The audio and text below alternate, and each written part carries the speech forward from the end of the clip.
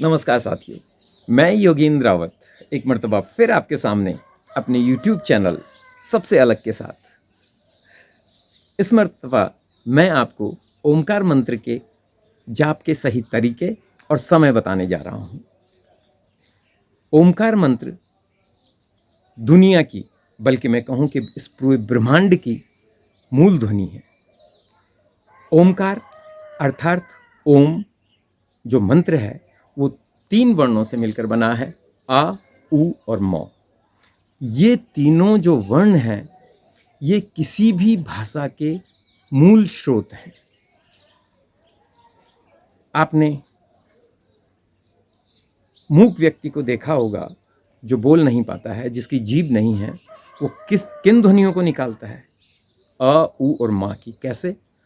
आ, उ उ उ, इस तरह से ये ध्वनियाँ उच्चारित करता है। जानवरों को देखिए, आपने कुत्ता या बिल्ली को कभी उबासी लेते हुए देखा? कैसे करते हैं? आओम। क्या बोलते हैं वो? ओम। तो ये मूल ध्वनियाँ दुनिया की किसी भी भाषा, आप ईसाइयत को ले लीजिए, क्रिश्चियनिटी को आप ले लीजिए, क्रिश्चियनों में सबसे पवित्र किसी भी शुभ कार्य के बाद में क्या कहा जाता है? आमीन। अगर इस आमीन में से हम ना को पृथक कर दें तो क्या बचता है? आम, अर्थात ओमकार मंत्र।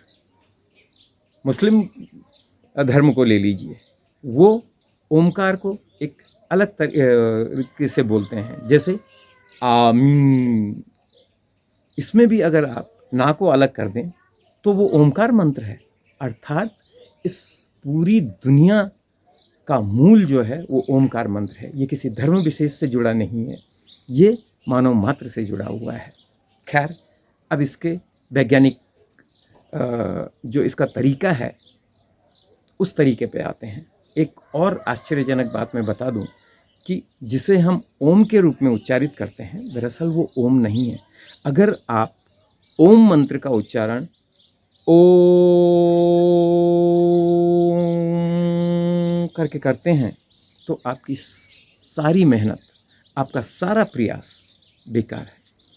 इसलिए बेकार है कि जब तक आप इन तीनों वर्णों का पृथक पृथक अलग अलग उच्चारण नहीं करेंगे तब तक आपको इसका कोई फ़ायदा होने वाला नहीं है।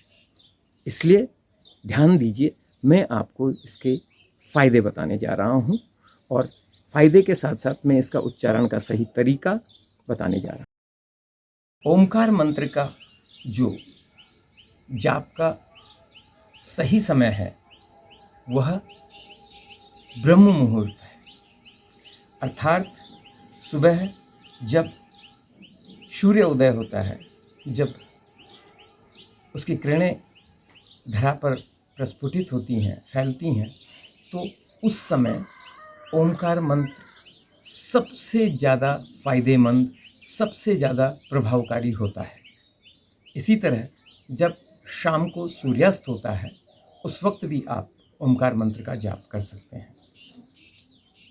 ऐसा नहीं है कि आप ब्रह्म मुहूर्त के बाद अगर ओमकार मंत्र का जाप करते हैं तो उसका फ़ायदा नहीं होगा, लेकिन वह उतना नहीं होगा जितना कि ब्रह्म मुहूर्त में आपको फ़ायदा होता है।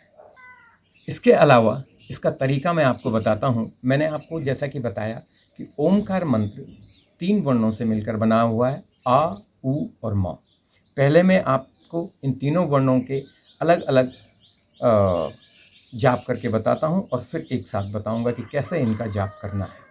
सबसे पहले तो सुखासन में आप आ जाइए। सुखासन मैं इसलिए कह रहा हूँ कि पद्मासन जो है वो हर व्यक्ति नहीं कर पाता है। आम जो आदमी है वह सुखासन में आ सकता है। सिंपल आलती पालती मार के बैठिए और ज्ञान मुद्रा में, ध्यान मुद्रा में आ जाइए। ध्यान मुद्रा, इन हाथों को सीधा नहीं रखना है, मोड़ के रखना है और उंगलियों को इस स्थिति में रखिए और मेरे साथ आप भी इस मंत्र का उच्चारण कर सकते हैं। पहले मैं आ, ऊ और माँ का उच्चारण करता हूँ। एक बात और ध्यान रखिए, अगर आप इन तीनों वर्णों का उच्चारण धीरे धीरे करते हैं, मुंह खोल के करते हैं और धीरे धीरे मुंह बंद करते हैं, तो पहले मुंह खोल के अगर आप करेंगे तो आ उच्चारित होगा, फिर धीरे धीरे मुंह बंद करेंगे तो ऊ अपने आप ही ध्वनि निकल आएगी, और आखिर में जब आप मुंह बंद करेंगे तो की ध्वनि आएगी। देखिए, ध्यान दीजिए। आ,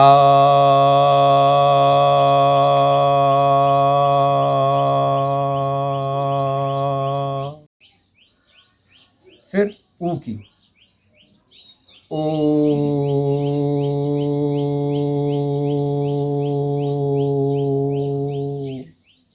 और फिर माँ की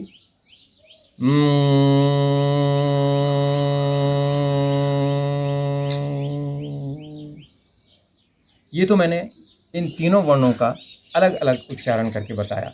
एक बात ध्यान रखिए कि जब आप सुखासन मुद्रा में बैठे हों और ओंकार मंत्र का उच्चारण आपको करना हो, तो तब सबसे पहले गहरी सांस लीजिए और उसके बाद आ, ऊ और माँ का उच्चारण करते हुए धीरे धीरे सांस को बाहर निकालिए। जैसे ही ये ख़त्म होती है, माँ तक पहुँचेगा तो आपकी पूरी सांस बाहर आ जाएगी, और इसके बाद फिर इनहेल कीजिए, फिर गहरी सांस लीजिए, और यह क्रम लगातार कीजिए। कम से कम 10 से 12 बार एक सिटिंग में इस तरह की का अभ्यास कीजिए। धीरे धीरे आपको लगेगा कि इस मंत्र का वाकई आपके जीवन में फ़ायदा होने लग गया है। एक चीज़ और ध्यान रखिए कि शुरू में जब आप जाप करेंगे तो हो सकता है कि आपको इसका अनुभव न हो, आपको इसकी फीलिंग नज़र ना आए, क्योंकि आप एकाग्रचित नहीं हैं। लेकिन धीरे धीरे कोशिश कीजिए कि जब आप ओम कह रहे हैं तो जो ये शब्द आपके अंदर से निकल रहे हैं, तो इनका प्रभाव शरीर के किस हिस्से में हो रहा है, अर्थात आपकी नाभि में, इस क्षेत्र में महसूस कीजिए। जब आप आ कर रहे हैं तो महसूस कीजिए कि आपके इस क्षेत्र में कंपन हो रही है कि नहीं हो रही है। इसी तरह ऊ करते हैं तो आपके ये मध्य चक्रा है, ये लोअर चक्रा, ये मध्य चक्रा, तो इस चक्र में के आसपास कंपन पैदा हो रही कि नहीं हो रही है। और उसके बाद मुंह जो शब्द बोलते हैं, आपके कंठ और ये जो अपर चक्रा है, यहाँ पर आपका प्रभाव हो रहा है कि नहीं हो रहा है। धीरे धीरे महसूस कीजिए। अगर आपने ये महसूस करना शुरू कर दिया, इसका मतलब आप सही उच्चारण कर रहे हैं। जब ये महसूस करने आप लग जाएंगे, इसके बाद फिर प्रकाश की स्टेज आती है, यानी पहले जाप, फिर उसको अनुभव कीजिए, महसूस कीजिए अपने अंदर उस कंपन को, और जब आपको वो कंपन महसूस होने लगे तो उसके बाद फिर एक प्रकाश उत्पन्न होता है। आपके कंपन की जो आपकी का जो अनुभव होता है, उससे ऊपर आप आ जाते हैं, और यहाँ आपको एक ऐसा प्रकाश पुंज नज़र आता है जिसको आभा मंडल कहते हैं। ये इस मंत्र की फ़ायदे की पराकाष्ठा है। आप कोशिश करेंगे तो ज़रूर होगा। अब मैं एक साथ इस मंत्र का जाप करता हूँ, ध्यान से देखिए।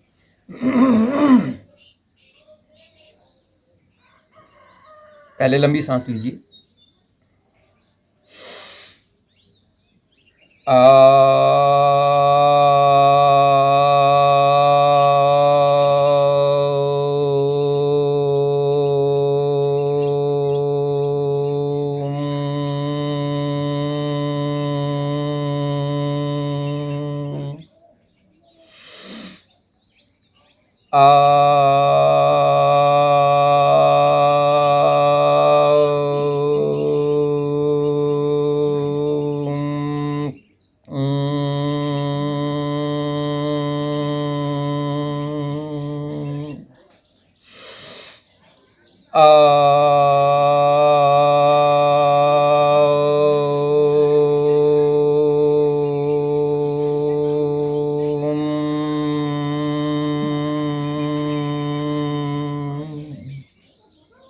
इस तरह से इस मंत्र का जाप कीजिए। एक बात और ध्यान रखिए कि आ, ऊ और माँ की जो ध्वनि है वो आपको बराबर प्रतिशत में उच्चारित करनी है। ऐसे नहीं कि आउम, जितना आ उच्चारित कर रहे हैं उतना ही ऊ उच्चारित कीजिए और उतना ही माँ उच्चारित कीजिए। धीरे धीरे शुरू में आपका थोड़ा आगे पीछे हो सकता है, लेकिन जब आप अभ्यास करेंगे तो आपको ये बिल्कुल सही उच्चारित करने में आप सक्षम होंगे और इसका चमत्कारिक फ़ायदा आपको होगा। सबसे बड़ी बात, दुनिया में इस वक्त शांति कहीं नहीं है। इस मंत्र के जाप करने से मानसिक सुकून मिलता है, आपकी टेंशन तिरोहित होती है, दूर होती है। और सबसे बड़ी बात कि जो बच्चे चंचल होते हैं, जो बच्चे चीज़ों को एकदम नहीं पकड़ पाते हैं, उन बच्चों में एकाग्रता बढ़ती है। जो बच्चे मंदबुद्धि होते हैं, उन बच्चों में जो आपकी प्रज्ञा है, जो बुद्धि है, वो तेज होती है उनकी। इसलिए इस मंत्र का जाप जरूर कीजिए और इसके फ़ायदे उठाइए।